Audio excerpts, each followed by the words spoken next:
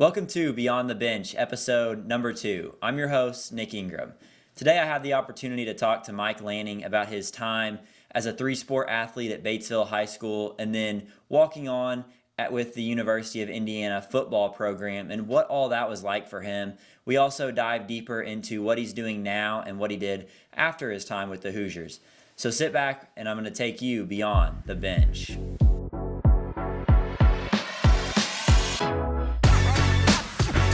Have you experienced foot or ankle pain? If so, you're not alone. Millions of Americans suffer from foot and ankle problems every year. Ansert Foot and Ankle is here to help. Dr. Ansert and his team have been serving Louisville and Southern Indiana for 26 years. Ansert Foot and Ankle offers comprehensive services, including diabetic foot care, sports injuries and trauma, heel pain and plantar fasciitis, foot and ankle surgery, custom orthotics, and more. Ansert Foot and Ankle is located at 2315 Green Valley Road in New Albany, Indiana. You can reach them at 812-949-1002. Today we have an opportunity to talk to Mike Lanning. Mike, I'm just going to give you a quick second here. Introduce yourself and tell the viewers a little bit about yourself. Yeah. Hey, thanks for having me, Nick. I went to Batesville High School, graduated in 2008, played three sports at Batesville, went on and walked on at IU. Had a great experience kind of going through all that and just look forward to talking to you. Absolutely. So let's start with the high school football stuff. Obviously, you said you played at Batesville High School. You had a pretty good program going there that you jumped right into. You won 6 straight sectionals before getting beat your senior year. What was it like jumping into a program that's had that much success and kind of has a high expectation to win? I think you said it right there. The expectation to win a sectional, right? When you've won 6 in a row and you're part of, freshman, sophomore, and junior year winning sectionals, it's kind of the expectation going in. When you're in the weight room or you're working out over the summer, it's, hey, okay, the plan is to go to sectional. Okay, now can we take it the next step? And looking at regional championships and what's the next step after that? So it was awesome to step into a program.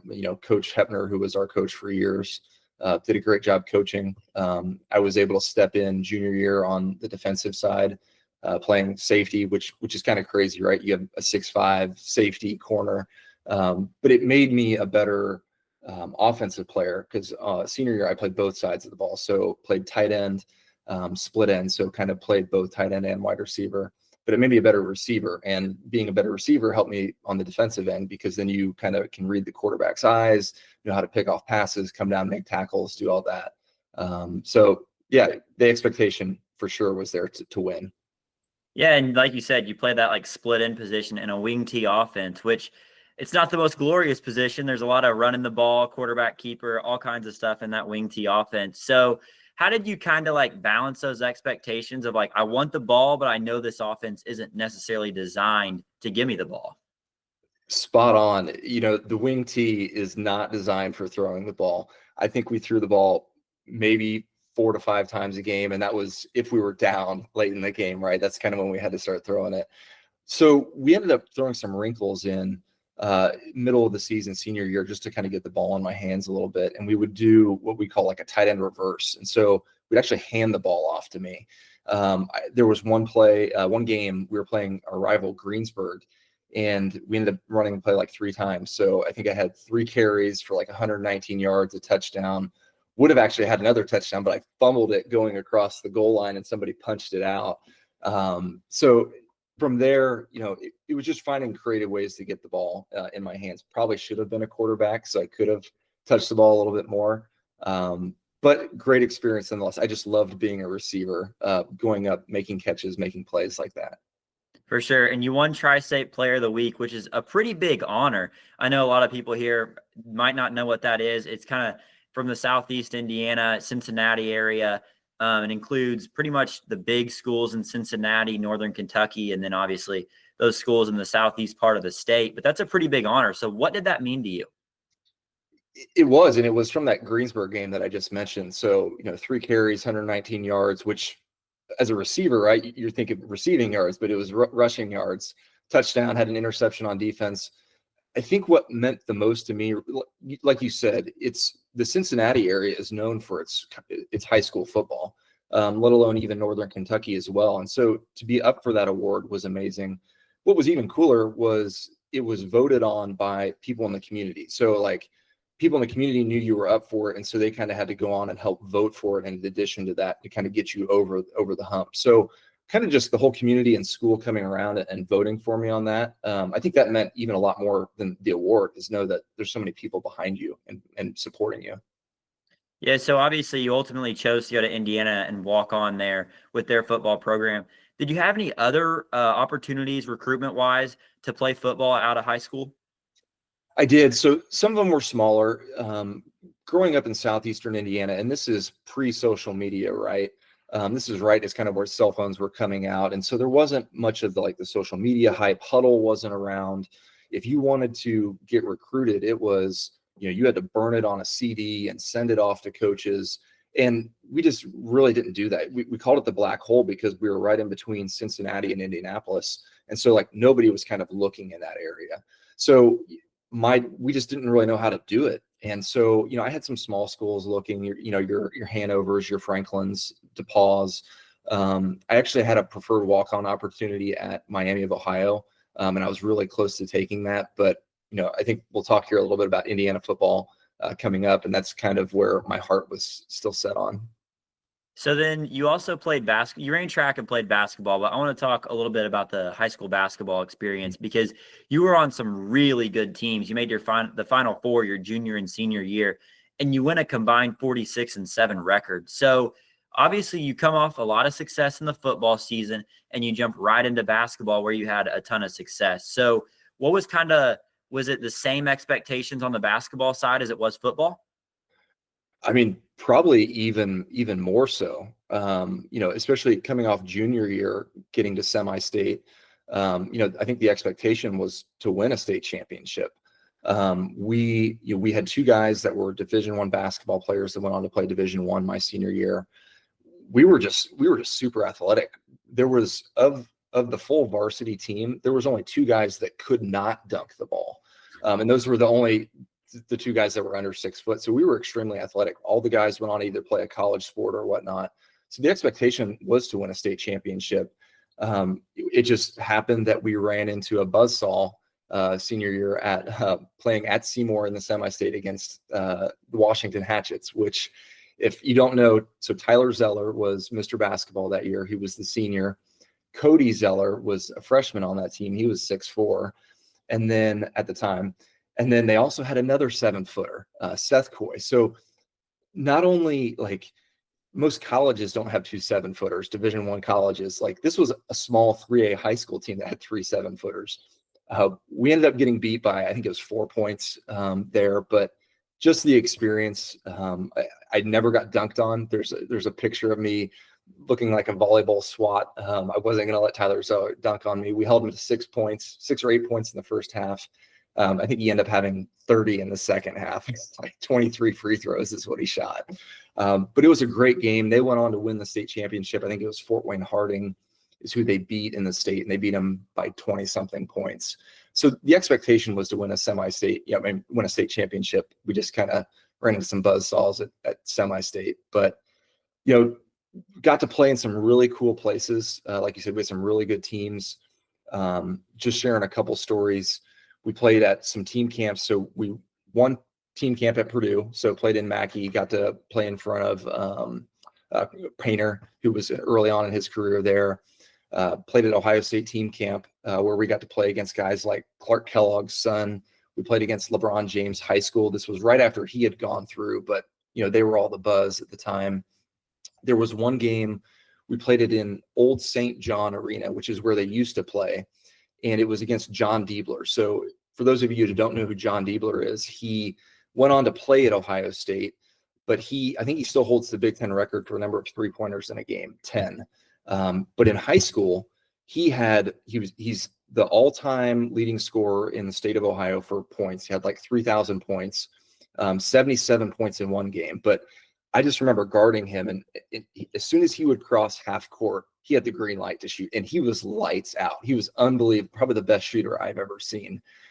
Even funnier than that was his dad was the coach, and this is just in summer ball, but his dad didn't like what the team was doing because we ended up beating him. But his dad called a timeout in the middle of the game, and made all the guys do sprints and do push-ups right in the middle of the game. And so we're over in the huddle, kind of just like trying to pay attention to what coach is talking about, but they're running and doing push-ups. So it was just kind of this crazy atmosphere and just experience, just being able to see what that was about. But yeah, that was, getting to play in those. Couple other places. So we got to play against Brownsburg in Hinkle senior year as well. And Brownsburg at the time, Gordon Hayward was on the team. We ended up beating them, holding Gordon Hayward to, I think it was like 12 or 14 points. So that was cool, getting to play against Gordon Hayward in Hinkle, where he would have all the success, in a few years. Where else? Gosh, we played a Hall of Fame Classic. So for those of you who don't know, the Hall of Fame Classic is held every year right around Christmas break in Newcastle. It's the largest and finest high school gymnasium in the world. Has an indoor track around it. It's incredible. Played against Edgewood in the first game, and then Southern Indiana fans, right? We played against New Albany in the second game, and they ended up beating our butts pretty bad. But Brandon Hobbs, I think, was the senior that year, and then Donnie Hale ended up being the MVP of the tournament that year. And so it was just got to play against a lot of notable guys in a lot of cool places in high school. For sure. And so obviously you had a passion for football. You'd go on to play in college, but did you ever think maybe I should go play basketball in college, or was it just strictly football focused for you? It was strictly football. Football was my love. Like I said, we had a good team, and I was just a role player on that team. Like I said, we had 2 Division I guys that kind of helped us out a lot, get to where we were. But I always knew that football was where I wanted to be at. So then let's just talk a little bit about your story walking on at IU. What was the process just becoming a walk-on there? Great question. So it's the way that they did it at the time, and this was 2008, 2009. So they had walk-on tryouts in the spring. So I actually enrolled at IU, was a student at IU, had been trying to talk to the coaching staff and the director of football operations and whatnot, going in and checking in with them. The tryouts were in the spring. So, the season had ended. You kind of went in, they kind of had you into the John Mellon camp, and you just kind of went in and you ran your routes. It was almost like a combine without any of the weights. It was the drills, the running around, seeing how you did with all that agility and combines like stuff. So, and it was just kind of like, hey, we'll let you know. And ended up getting the word that it was like, hey, we'd like to bring you back in for spring practice. And then that led into, obviously making the team and then being on for the next fall and the next couple of years. So then what was that experience like, and what did you take away from your time playing at IU that helped you later in life? Yeah, it took a lot of, I remember it was a dream to play IU football. I remember listening to games and Don Fisher, because what I wanted to do, James Hardy, right, was the guy right before I had gotten there. And he was this tall, athletic, jump out of the gym kind of guy, who I wanted to emulate my game after. So that's what I want to do. I want to go to IU. I want to be like a James Hardy. And so I was a walk-on. I played behind Tandon Doss, who ended up getting drafted by the Baltimore Ravens and played several years in the NFL. DeMarlo Belcher was a stud that we had, and we threw the ball a lot, right? So we had some stud wide receivers who I played behind. But what I enjoyed was just being able to be a good team player. I enjoyed scout team, going out there, playing against the number ones, where it was kind of carefree. There wasn't any pressure on. You could just go out and ball out, and there were some fun catches, which I'm sure are deep in the archives of the film room somewhere. But that was a lot of fun. What I think I learned a lot was how to work harder. We ended up, after my junior year, Coach Lynch ended up getting let go. We beat Purdue at Purdue, and then he got let go the next day. And so we had this big coaching change. And, transfers, it was different back then, where if you transferred to another D1 school, you had to sit out a year. There was no NIL money. You didn't get paid, no transfers. And so it was kind of like, well, what do you want to do? As a walk-on, you're kind of already moved back into the bottom of the bottom. And so, I think I ended up walking away. And I wish I wouldn't have, just because it was my dream to play IU football, and I should have stuck with it. And I think that still kind of haunts me to this day. But I learned a lot, and that lesson kind of motivates me here in the rest of my life. one more thing that I took away from it was just in workouts. The workouts from high school to college are a lot different. And one of the strength coaches, I can still remember him saying, hey, you quit too quickly, like you give up too quickly on the rep or whatnot. And so that's stuck with me too. Like just trying not to quit, not quitting on my team, not quitting on my dream, not quitting when a rep counts. So not quitting as easily. Yeah, and so you had some interesting teammates, I'm sure. Who was probably the most interesting on that team, or did you make any, I guess my second question to follow up, did you make any lifelong friends from that experience? I think that's the number one thing that you can take, the athletic accomplishments for certain guys, but the teammates and the friendships, are probably the best thing that come out of it, right? The networking that you can get out of it from certain guys, and everybody goes everywhere after college. Yeah, I still have a lot of close friends, some I've even worked with here, post school. So it's incredible, just the networking and getting to build friendships. I don't know. We had a lot of characters in the locker room. I always joke that every time I hear like Lil Wayne, a Millie, like that song was on repeat all the time in the locker room. So every time I hear that song, it like takes me back to just everybody dancing and doing all that. So at your time at IU, it was kind of a rebuilding period. You had a 9-15 record over those 2 years. But this year, Indiana football, I mean, it's kind of the buzz around the nation, or it was at least during the college football playoff. What was that like as a former player watching that on TV at the games and knowing like just how far the program has came? It's been incredible, being able to watch the transformation that Coach Signetti's had in a year, right? In a single year, gone from where we were to being in the college football playoff. I when they had the college game day there, my wife thought I was great, because I was glued to the TV. I didn't go down for that game, but was glued to the TV the entire morning, and like wanted nobody to talk to me. I was all in. Just being able to watch the games and know like, hey, we're in them to the end, and end up meeting up with a bunch of buddies. We ended up going to the Michigan game here this year. So it was the first kind of real test and close game that we had. And all, several of us players were kind of just sitting together for that game. But it's meant a lot. Like there's kind of a lot of pride in IU football, right?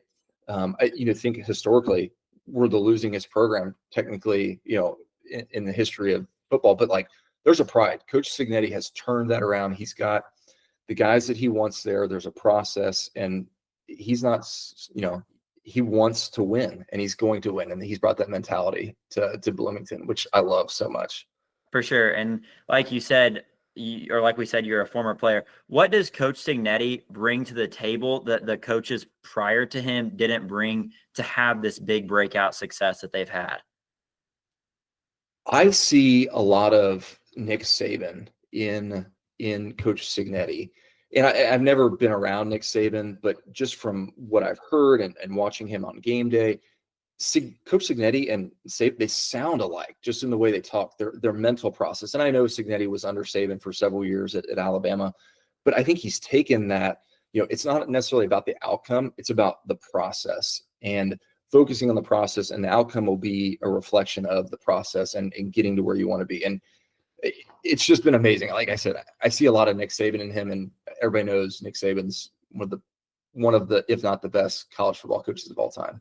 Yeah, and I think that Coach Signetti talks a lot about the process, but he's lived it himself. I mean, he was an assistant in Alabama. He went on, he coached at James Madison. He's worked his way up the ladder to get to Indiana, and I think that's kind of why the process is so like ingrained in the way that he coaches. I think you're right. I think you're not in the glorious, right? You're at IU Pennsylvania, and you're at Elon, and then you're at James Madison. Those aren't the glorious positions of college football, but you're learning, and you're doing the right things there, which are building your resume, building how you're going to build your process when you get to a Division I school, when you get to a Big Ten school. And he's learning. He's taken all that and brought guys with him that have the same mentality and want to win. Yeah, and I think that he also brings a little bit of cockiness to Indiana, which is what they were missing. I mean, you look at Indiana, it's easy to be teams look at them on the schedule like, oh, that's an easy win. But he's saying like, hold up, like we're legit. We're going to bring it to you. I think that he showed that when they played UCLA early on in the season. Like we're not afraid to go on the road and beat someone up. And I think that's kind of why, like, all the Indiana fans, I'm sure you as a former player, it really just, it kind of ignites you. It wants you to, it excites you to watch the games. There's a fire there, and he's got that swagger that we kind of have been missing, right? And so just it's somebody that you want to get behind too, right? You hear him talk on College Game Day or talk in all these interviews, and you're like, man, I'd run through a wall for that guy. Like, I'd love to suit back up, and I like to think I'm still in good enough shape to play, but I'm 15 years past my prime, so it's you still want to run through a wall for a guy like that. Yeah, and so let's just talk about after your time with Indiana football. You were a dietitian and you spent some time at Ohio State with their football program. What was that like? Yeah, I like that question, Nick. So after I left the football team, I ended up picking up a second degree, which was dietetics. And to become a registered dietitian, which I still am, is you have to do an internship post undergrad. And so I did mine at Ohio State, and I was thankful enough that I got to spend a month with the athletics program, specifically the football program.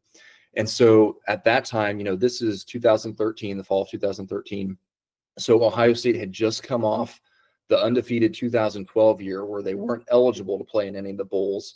And this is all under Urban Meyer. And so 2013, I'm there. Of course, 2014, they go on to win the national championship. So this is kind of right in between all that. But this was a massive team that Urban had brought in, right? So you're talking Urban Meyer's the coach, Luke Fickell's the defensive, coordinator, Tom Herman, who goes on to coach, Texas and everywhere. He was the offensive coordinator. You had guys like Braxton Miller on offense, Ryan Shazier. He was loaded. One of my favorite stories was being on the nutrition team and helping out with that. All the freshmen lived in the dorms, and they had to come in because they're all, you're kind of monitoring their weight, making sure they're gaining weight so they know what they're doing. They called it Breakfast Club. And so these freshmen, the freshman class had to come in, and along with the wait staff and us, I remember walking in, and this was the freshman class. It was Zeke Elliott, Joey Bosa, Von Bell, Eli Apple, Taekwon Lewis, JT Barrett. Like, these are all these guys sitting at this little breakfast club, like making sure they make weight and all that. I'm like, all these guys go on to play in the NFL, which was pretty wild. But just the experience of seeing, even this is 15 years ago, but what they had that was, a little bit different, and how they ran their teams and their programs, and just the respect that like Urban Meyer had, like Coach Saban would have. It's pretty awe-inspiring to see how much respect that those guys have. Yeah, I'm sure that was a crazy experience for you. I mean, you go and to get to see some of that stuff. You were telling me about how you were in the locker room for a night game. I mean, that had to be a really cool experience too. It was Penn State night game, and Christian Hackenberg was the freshman quarterback at the time for Penn State, and he's coming into Columbus for that night game. I think Ohio State ended up rolling them like 62-14 or something like that. But it was just when game day's there and you have everybody leading up. Holly Rowe got to escort her around the facility a little bit earlier in the week, and this was, of course, near and dear to her heart because it was the October wear pink game. Mm-hmm. So all of that, just the hype, the players, the former players that you would see on the sideline, listening to the coaches in the locker room. I just love college football in general. So it was just a sweet atmosphere for me to be in. Yeah, for sure. And now you do, correct me if I'm wrong, you do Masagi, which I know hardly anyone's going to know what that is. So tell me about it. Yeah, so it's called a misogi, and it's technically this Japanese phrase, but really what it means, and it's kind of gained a lot of steam over the last couple of years, but it's doing something so hard one time a year that it sets the definition for the rest of your year. It's kind of gotten popular on social media and whatnot, but this last year, me and some buddies, we started our own. And so what we did was it's called R3. And so you go to the Grand Canyon, and you start on one rim, and then you go all the way down in, all the way back up to the other rim, and you run it back. So it's rim to rim to rim. And ends up being 47 miles. There's about 20,000 feet of elevation gain. And we did it in about 16 or 17 hours. So we started like 5 a.m., finished at about 9 p.m. But it was one of the most physically taxing things that I've done, just to kind of mentally. Again, I talked about that quit, from college football. It's like flexing that quit muscle, like taking my quit muscle harder and farther and stronger, making it stronger. Yeah. So what's the next trip plan then for this year? So we have one planned this summer. We're heading out to Mount Rainier, out in Washington State. So there's something called the Wonderland Trail. It's 93 miles around Mount Rainier, and most people do it in a week. And we're going to try to do it, I think, in 3 days. So like 30 miles ish each day, and just try to knock it out. It's about 46,000 feet of elevation change, just kind of coming up and down around Mount Rainier. So stay tuned. That's this summer. For sure. So I'm sure you've learned a lot of lessons throughout your time, obviously in high school and football, with the new stuff that you're doing. So what lessons would you give, or what words of wisdom would you give to younger people that are looking to take a similar path that you did? I like that question, Nick. I think if there's anything that a younger me or I can help anybody else out with, I would say, life isn't all about you. I would say, be a team player. And I struggled early on, in high school, where I wanted to be, the guy, whether it was in basketball or in football. But you can't, especially in team sports, you got to learn your role on the team, right? The leading scorer in basketball isn't most likely going to be the leading assist player, right? Because somebody has to assist, throw the ball to him or get the rebound. So just finding your place on the team, whether it's, if you're a scout team player, enjoying where you're at and being present in the moment and with what you're doing. Another thing I would say, and goes back to, don't give up on your dream. There's going to be obstacles. There's going to be easy off ramps, coaching changes. You're going to have different people come in and out of your life. Don't take them.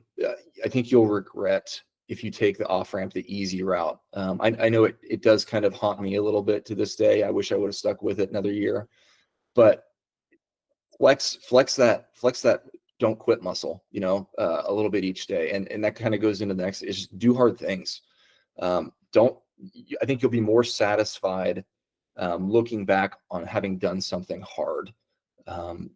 Tomorrow, are you going to be proud of the effort you put in today? And I think you will be if you put in that effort. So that's what I would say, just be a team player. Don't give up on your dream, and do hard things, because it's worth it. Life is too short to not do hard things and have fun. Yeah, and I think that the don't give up on your dreams it's a important lesson, and especially from where I'm from, where you're from, kind of small towns. I think people think that it's not them. It's going to be someone else. It's going to be someone that lives in LA or New York or whatever, to do the things that they're wanting to do. So I really like that, because I think that a lot of people kind of need to hear that and to realize, like, man, I can do it. Like, I can do it just like anyone else. Yeah, I agree. It's not just for the people on social media way out in these big cities. Like, anybody can do it. Yeah, for sure. So I want to thank you for your time today, just talking to me. I think we had a really good conversation there. I really just enjoyed the conversation. So thank you. Yeah.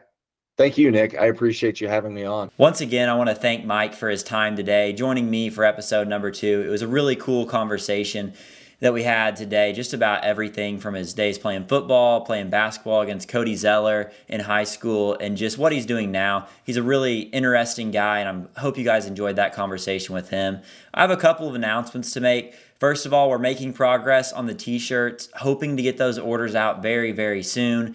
And we're just looking at a couple different companies to make our final decision on who we're going with the t-shirts. Secondly, if you want to advertise with us, it's a great way to get your brand out there while also helping me grow this, as I have some expenses that go along with what I'm doing. You can contact me at beyondthebenchpodcast@gmail.com or reach out to me using my personal cell phone. I want to remind everyone to follow and subscribe to all of our accounts at Beyond the Bench with Nick on Instagram. Facebook, we have a page if you just search Beyond the Bench with Nick. And then if you're watching on YouTube, I just need you to go down and press the subscribe button. It means a great deal to me. And once again, I just want to thank you for your time. Thank you for watching today. And thank you for letting me take you beyond the bench.